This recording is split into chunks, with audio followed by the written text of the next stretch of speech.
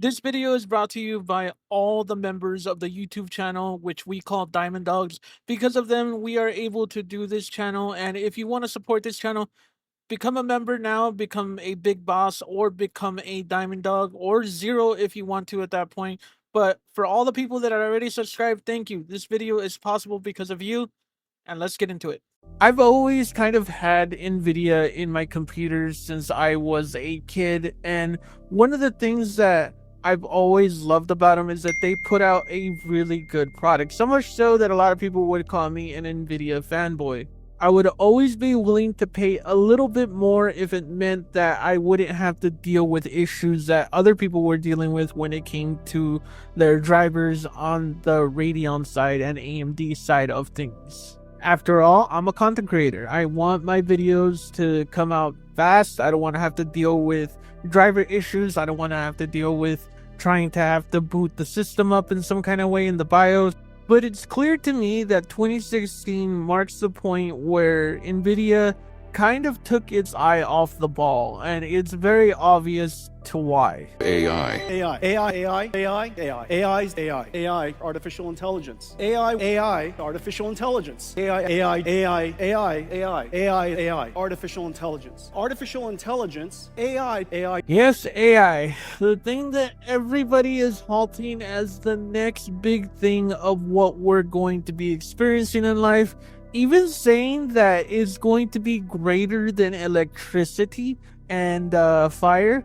Like, a lot of these CEOs are pumping up AI to the points of where they're like making predictions like in 2027 that AI more than likely is going to take over the world. And it's like, whoa. A lot of this stuff sounds like, to be honest with you, marketing propaganda for to pump up their shareholders and to make it kind of like a mainstream thing in houses in order for people to recognize it that AI is a great tool and AI is really cool. And it is helping a lot of sectors in the world when it comes to health, when it comes to technology, when it comes to your everyday life.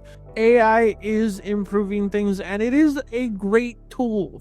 But so is the internet. And the internet had a bubble crisis as well, where only a few people were left standing in what was left in the rubble of that internet bubble.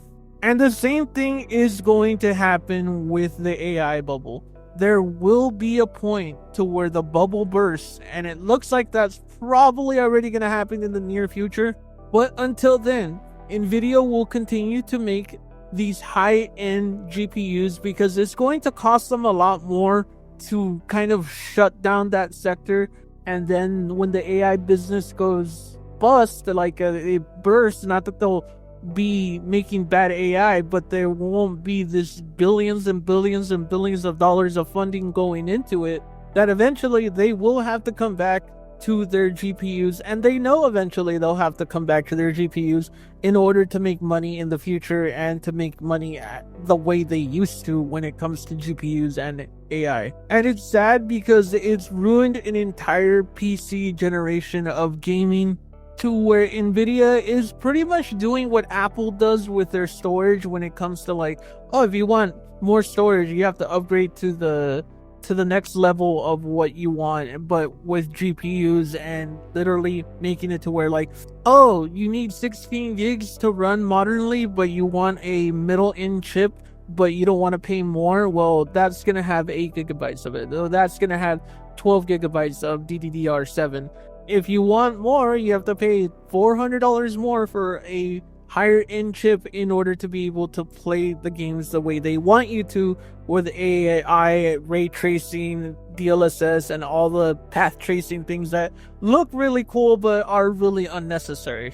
At the moment, the lower end market is pretty much being dominated by Intel and AMD with their mid-card chips, and I really hope that one of those companies kind of puts a leash on the lower to mid market and brings out cards that are competitive in order for people who don't want to spend money on a 580 Ti, which by the way would be nice. 4K 120 frames per second, that's amazing with ray tracing, cool.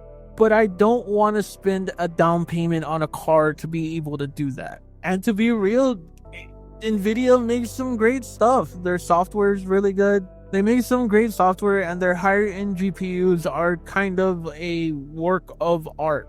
But to have them at the inflated prices that we have right now, even with all the software and technology that's inside of it, it's a complete ripoff. And it's ruined the entirety of gaming because GPUs are Nvidia. They are the market leader when it comes to making GPUs. Most people have Nvidia GPUs. And the good thing is that their competition is catching up. While AMD hasn't really given a high-end GPU that can compete with a 580, they have dominated the middle and upper middle part of GPUs. And as of right now, gives you the most bang for your buck. And there is rumors floating around that their next high-end GPU is going to be a lot more affordable and do a lot of the things that it's supposed to do at a higher-end card, but at a reasonable price. And with their partnership with Sony and them working with at what the next upscaling DLSS, path tracing, whatever it is that they're going to call it, is viable for a higher end card to where it doesn't have to be so beefy, but at the same time do all the things that a higher end card would do. And Intel has been impressive as well with their lower end cards. Doing 1080p at 60 frames per second is amazing for a card that you're paying probably $300 for.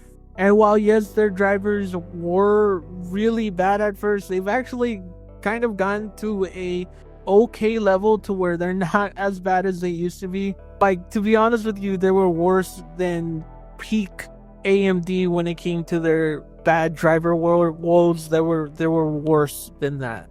The PC market has always been this market of where the photorealistic games are going to come out regardless, and that market is still firmly in the PC world, and it's kind of dwindling here and there, but impressive games have come out on PC, which is Cyberpunk 2077 and other games like Kingdom Come that look amazing. But the amount that you would pay back in the day to be able to play Crysis and be able to fully utilize of what that game was going to look like, even though it was going to run like crap because the optimization was bad, is way different of the price that you have to pay now.